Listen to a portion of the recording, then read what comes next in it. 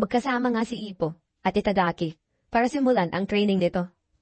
Pero nabigla sila na makita nila ang karatula na ipinagbabawal na nga ang pagbaon ng mga kahoy, tulad nga ng ginagawa ni Ippo. Tama nga ang nasa isip ko, isa tong pampubliko na lugar.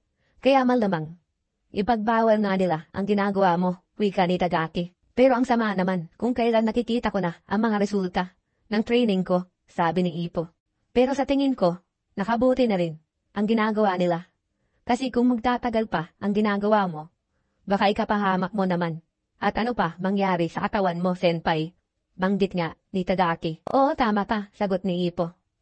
Kung ganoon, wala na tayong magagawa pa. Tara, tumakbo na lang ang gawin natin, sabi nga ni Ippo. At mabilis itong paakyat sa burol. Hintayin mo ako, senpai, sigaw ni Itagaki. Magte-training ka pa rin. Nahawa ko sa magiging kalaban mo, senpai, banggit ni Itagaki habang tumatakbo sila ni Ippo. Ayaw ko na maliitin ang mga kalaban ko. Dun sa video na napanood ko sa nakaraang laban niya. Ibang klase ang bilis ni Karasawa. Mas mabilis pa siya sa mga iba kong nakalaban. Kaya hindi ko dapat siya maliitin. Kung mauunahan niya ako, mahihirapan na akong makabawi. Kailangan kong madaliin ang laban at patumbahin agad siya gamit ang KO na panalo bago pa ako ang unang mawala sa ritim ko, sabi ni Ippo. Nagulat naman si Itagaki nang sabihin iyon ni Ippo. Gayon din ang plano ko kay Kyosuke sa Rookie King Finals namin, banggit ni Itagaki. Pero kung ganun na ang mangyayari, ano kaya ang pinaplano ni Karasawa para kay Ippo? At ito ang magiging basihan ko para kay Kyosuke. Pero sandali. Paano naman kung hindi ito umubra sa kanya? Hindi ba ibig sabihin nun na wala akong pag-asang manalo kay Kyosuke? Pero kung sakaling umubra naman yon, maaaring matalo si senpai sa laban. Naku, masamang isipin yon kung matalo si senpai. Pero kung hindi man umubra yon, ako naman ang delikado sa laban. Ang iniisip ni Itagaki. At pinag-iisipan niya ni Itagaki. Anong problema mo? Tanong ni Ippo. Na napansin niya si Itagaki na may malalim na iniisip. Wala. Wala naman ito, sagot niya. Si Karasawa ay didistansya lang sa'yo yun sa buong laban mo. Ano ang pinaplano mo dito para pigilan? Tanong ni Itagaki. Malamang, didikitan mo agad siya para magamit mo agad ang depth roll mo, senpai, sabi nga ni Itagaki. Oo, tama ka. Ganun nga. Wala akong ibang magagawa kundi sumugod lang nagsumugod sa kanya. Pero sa pagkakataon na ito, sabi ni Ippo, gusto ko mawala lahat ng pagkakamali ko at gawin ko lang ang basics kung saan ako nagsimula, banggit ni Ippo. Paghihinayang, hindi ka naman natalo, pagtataka ni Itagaki. Pero kung patuloy pa rin ako sa kung ano ko dati, para sa akin, ay hindi na ako lalakas pa. Wala na akong ilalakas pa. Sigurado na ako.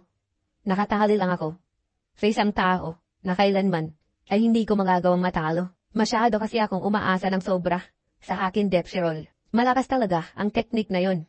Pero sa tingin ko, hindi na ito sapat. Ang lagi ko lang na naiisip na basta magawa kong tamaan sila ng aking depth roll, ay sigurado na ang tagumpay. Malaki nga ang tsansang manalo. Pero noong nakarang laban, kay Sawamura, ay naninawan na ako kung hanggang saan ba talaga ang limitasyon ko. Wika ni Ippo, ang counter para sa depth roll, sagot ni Itagaki. Habang tumatagal, ay napag-aaralan na nila ito. At nakikita na nila ang kahinaan. Kaya hindi ko na basta-basta magagawa ito. Kung ganoon, senpai, wala ka na ba balak gawin ang finishing blow mo? Wika ni Itagaki. Hindi naman sa ganon. Ang kailangan ko munang gawin ay mapag-aralan muna bago ko gawin iyon. Hindi basta-basta ko na lang gagamitin ang depth roll. Hindi ko maipaliwanag sa'yo ng maayos eh. Pero, sabi nga ni Ippo, hindi, naiintindihan ko na ang sinasabi mo.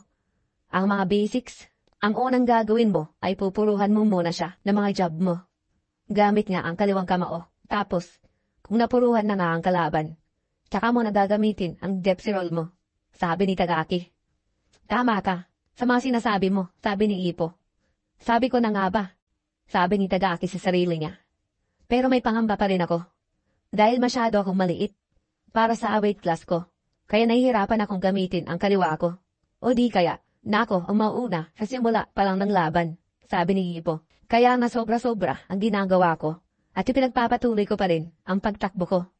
Para mabawas ng kaunti ang pangamba ko at unti-unti ko tong ginagawa sa sarili ko. At nagsimula na nga tumakbo ng mabilis si Ipo. Tumatayo mga balahibo ko sa kanya. Sabi ni Tagaki, back to the basics. Ibig sabihin, kumbaga, tatalunin niya ang mga makakalaban niya sa paraang mahinahon. At may katiyakan na hindi niya ginagawa ng dati. Si Senpai ay sinusubukan na niyang baguhin ang sarili niya sa boxing. Nagtataka ako kung ginagawa niya lang ba ito para kay Karasawa o hindi kaya sa isang taong pinapangarap niyang makalaban balang araw. Ang nasa isip na ni Tagaki. At napangiti na lang ito. Senpai, hintayin mo ako, sigaw ni Tagaki. Kung ganito palagi ang mga gagawin niya, baka hindi ko na siya kailanman maabutan. At nagsimula na silang dalawang tumakbo ng mabilis. At pinipilit ni Tagaki na makasabay na kay Ipo. Hindi ko hahayaan mawala ka sa paningin ko. At sa bahay nila Ipo. Ano? Sigaw nilang dalawa. Si Takamura, tumawag dito para makausap ako. Hindi ba niya sinabi kung nasaan siya ngayon? Ang sinabi niya lang, siguro nag-aalala na sila lahat sa akin, ang mga yon. Kaya sige, sabihin niyo na lang po sa kanila na maayos lang ako ngayon. Ano? Para siyang bata na naglayas sa bahay, sabi ni Tagaki. Sinabi niya po ba sa'yo kung nasaang lugar siya ngayon? Tanong ni Ipo. Alam ko na sabi niya eh. Sandali lang isipin ko. Alam ko, ang sabi niya ay nasa Tohoku to Shinetsu siya. Shinetsu? Saan naman yon? Sabi ni Ipo. Baka mayroong hot spring sa lugar na yon, sabi naman ni Tagaki. Sa tingin mo ba, pumunta siya doon para mapagaling niya ang mga sugat niya sa laban? Sa tingin ko hindi, siya yung taong hindi alam kung saan ba talaga pupunta. Kaya sa tingin ko, at saka si Coach ay inahayaan lang siyang gawin ngayon to. Kaya kung ganon, dapat wala tayong ipag-alala sa kanya. Oo, siguro nga tama ka, sagot ni Ipo. Pero buti na lang na, nagsabi siya sa atin, si Takamura. At sa ibang lugar. Ano to? Bakit kalat-kalat? Sabi ni matandang Dakota. Gulat na gulat siya sa nakikita niya. Anong nangyari sa bahay ko? Sigaw niya. Ang mga iniingatan kong mga magazines nasira na din. Kung ganoon, sino kaya ang may kagagawan dito? Pero ang mga alaga kong aso ay tahimik lang. Baka, kakilala nila ang taong gumawa dito. At nag-iisip na si Tandang Dakota. Kung ganoon, kailangan pa rin natin siyang habulin. Tara, huliin natin ang may kagagawan dito. Gamitin mo ang pang-amoy mo, Daddy-o. Sigaw niya habang galit na galit. At dito po nagtatapos ang Chapter 577. Maraming salamat.